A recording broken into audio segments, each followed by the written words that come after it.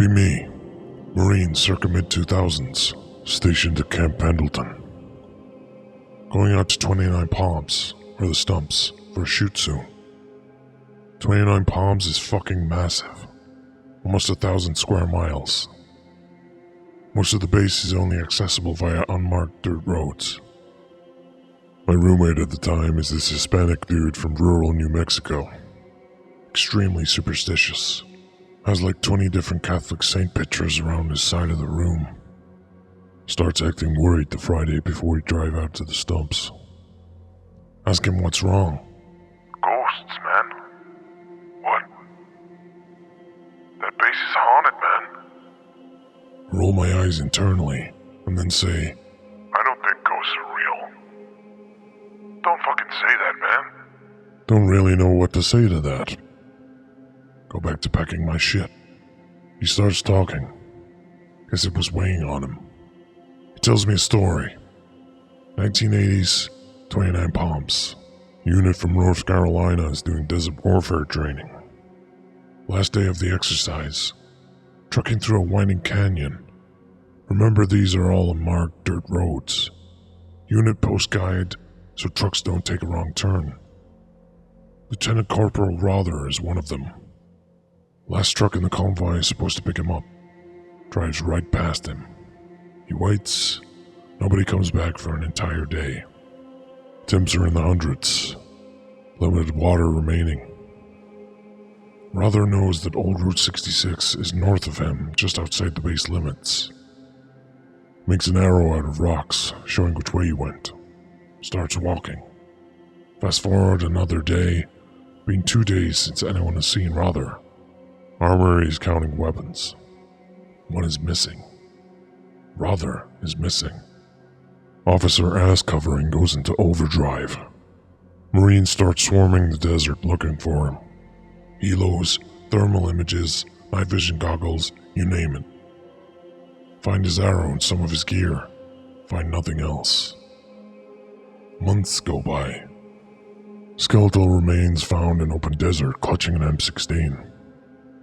Hear the story and I say, So his ghost is still out there, man? don't believe in ghosts myself. Yeah, sure. Okay. Later, check out the story. It's basically all true. Nothing about ghosts though. Fast forward a week. We're in the middle of the training area, flat desert. Unit is down for the night. Nearest unit is 20 miles away. Know this because we're an artillery unit, and part of my job is to make sure we don't accidentally shoot anyone. On fire watch, 2 a.m. Alone because my partner is taking a shit. No moon. No night vision goggles either, because I wasn't a driver at the time.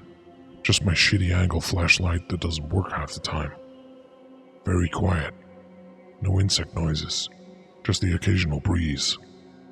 Hear the crunch of sand in the distance. Must be my firewatch buddy back from shitting. Shine my flashlight. See a Marine in desert BDUs walking directly towards me. My partner was wearing Marpat. This is mid-2000s, so BDUs are almost completely replaced by Marpat, but you still occasionally see Marines wearing them. First Sergeant has been a dick recently about proper sentry stuff, so I try to be on point just in case he brought an old pair of camis to fuck with us. Halt. Who goes there? Guy still doesn't stop. I said halt. Who goes there, motherfucker? Still approaching. At this point in wartime, a sentry is supposed to open fire, but this is in the middle of California in a training area. I have a rifle, but no ammo. Only usable weapon is a folding Gerber pocket knife. Don't know what to do. Advance and be recognized. Guy walks right up to me. His PDUs are faded as fuck. Can't believe he wouldn't get chewed out for that. Also big tears in the legs and arms. Wishing I hadn't told him to advance. Want to back away, but can't seem to make my legs move. Right then my flashlight goes out. He's standing maybe a foot away from me, but it's a moonless night. Can barely see his face. He starts to speak. His voice is weak and gravelly, like he can barely speak. Which way is north? Don't know what to do, so I pull up my compass. It's dark, but luckily the north arrow is glow in the dark. Point my arms out in the general direction. Thanks. He walks off toward the open desert. A few minutes later, my buddy comes back from his shit. Ask him if he heard anyone walking around. No. Ask him if he saw the guy walk right through the center of our bivouac. No. Don't say anything about what just happened. Stand watch for another 15 minutes, and the next set of guys relieves us. Don't really sleep. Nothing else happens the rest of the exercise. Luckily, I don't pull any more fire watch. My roommate tries to bring up ghosts again when we get back to Pendleton. Tell him I don't want to talk about it. This is the first time I've told this story. I still don't know what to think about it.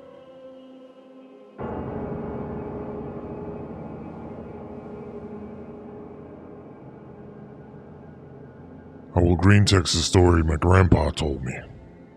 Be Ranger. Be 1965.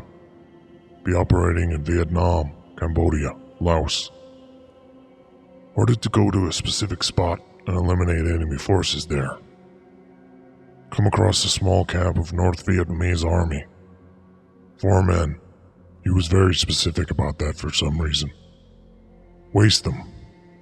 Looking around, ammo caches, AKs. Normal shit to find. Look in the tent. Dead Russian that was killed in the short firefight. All kinds of weird tech in the tent. Experimental night vision and shit. Almost on cue, a blacked out helicopter lands nearby.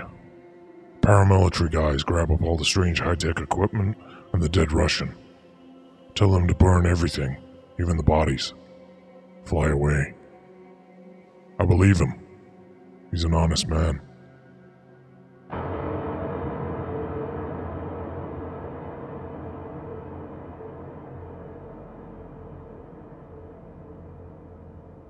Finland, 1942. Despite the massive number of troops in the Red Army, the Finns are able to repel them, pushing them back across the snowy wastes. The untrained Russian troops suffer casualties due to the Finnish sniping campaign, but most die from the cold. Sensing the shakiness of the troops, the Finns spread rumors of a vicious monster living in the forest. Concentrating on more effective conventional warfare, the Finns eventually forget about the rumors. Eventually, reports from the field come back with news that an unknown assailant had been attacking Russian camps during the nights. The Finnish troops encounter numerous abandoned camps, filled with mutilated dead. Mystified by the brutality of the killings, the Finns uneasily report the situation to their leaders. They are told that the Red Army is running out of food and that some have begun to cannibalize each other. They neglected to explain the ample amount of supplies left abandoned in the camps. The photograph above allegedly depicts the skin of a Russian soldier as found by the Finnish troops.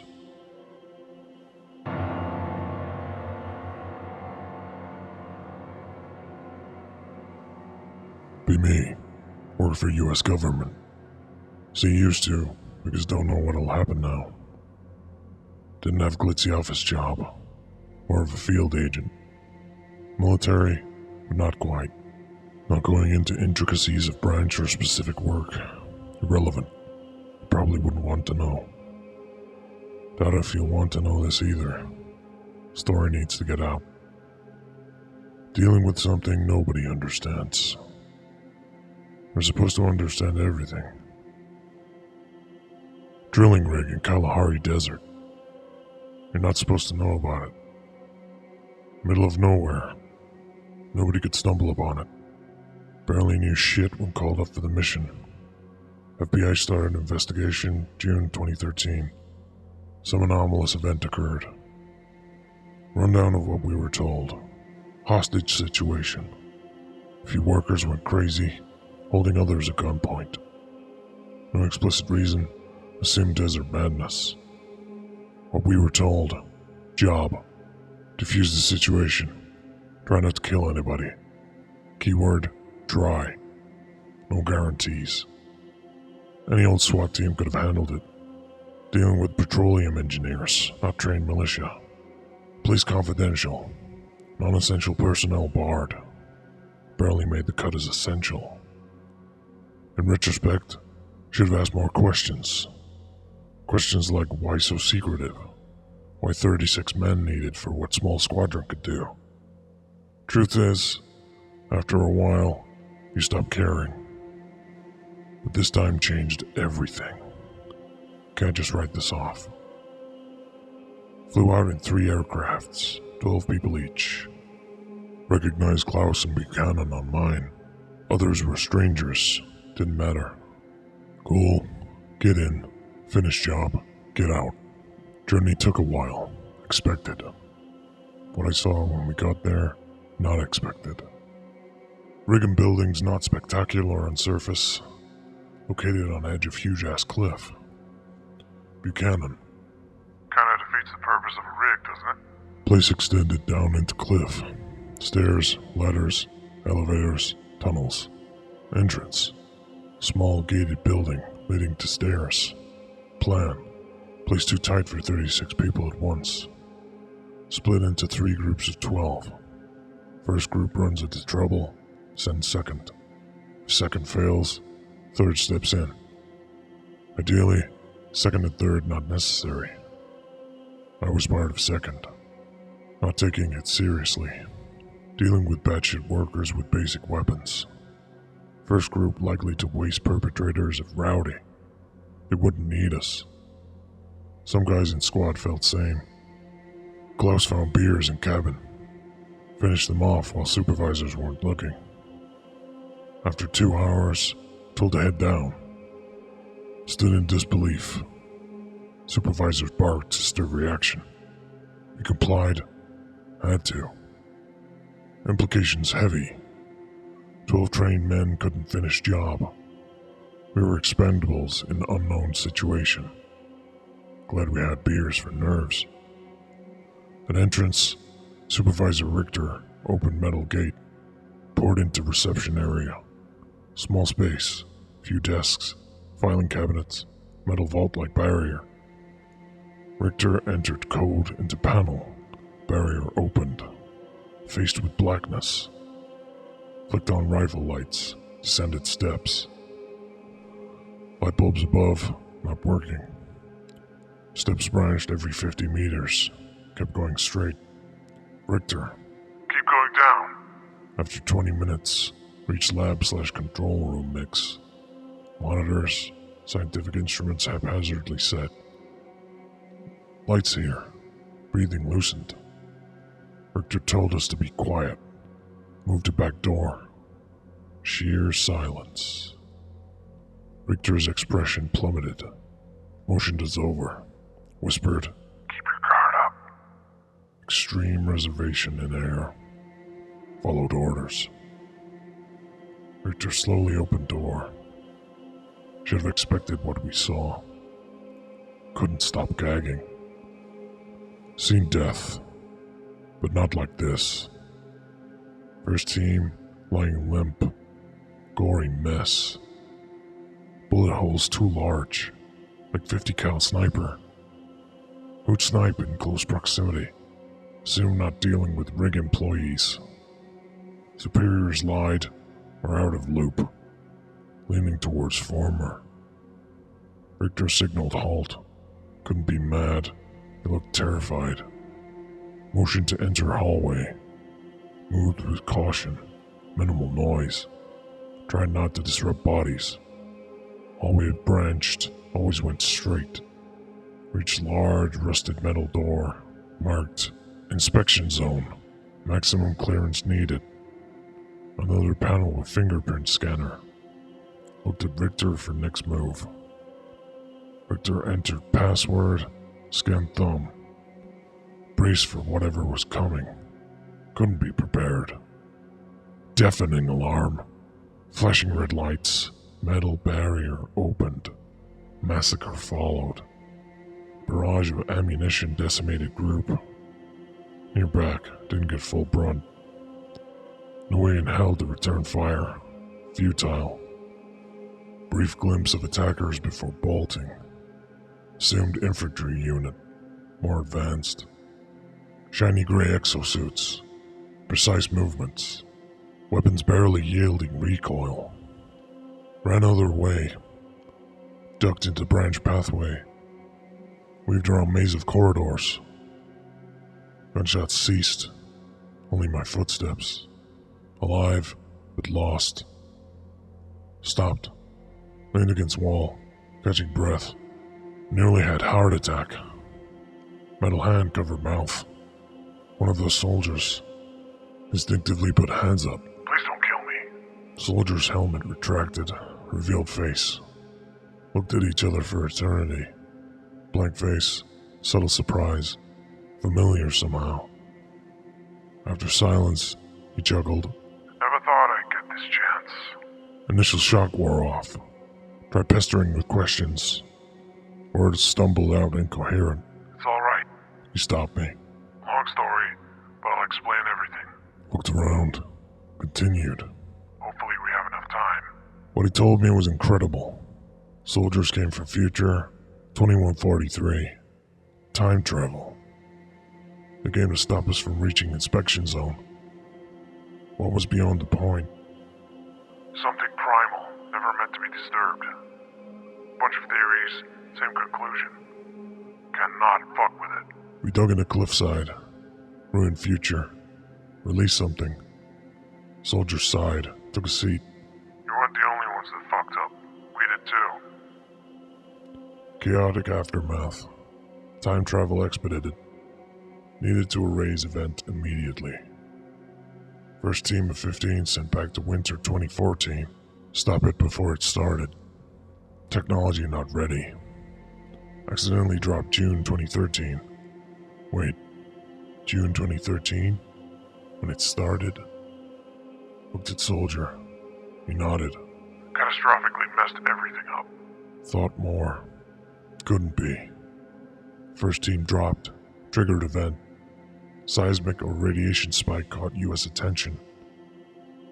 Pod with water, rations, dropped 400 miles away. All died in desert. Trying to stop Discovery caused it, Predestination. I whispered. Soldier nodded. Self-fulfilling prophecy. Doesn't make sense to me, but I didn't help design that time machine. What did we release? What are you guys protecting? Chuckles, sneers. Not protecting that thing. Protecting humanity. Needed dormant. Wakes up naturally. We're fucked. But we can't cause it. Still don't understand. Press further. Why are you here now? It's 2018. Machine fuck up again? Soldier nods. Needed to be sent back after Discovery. Landed a few days ago. What now?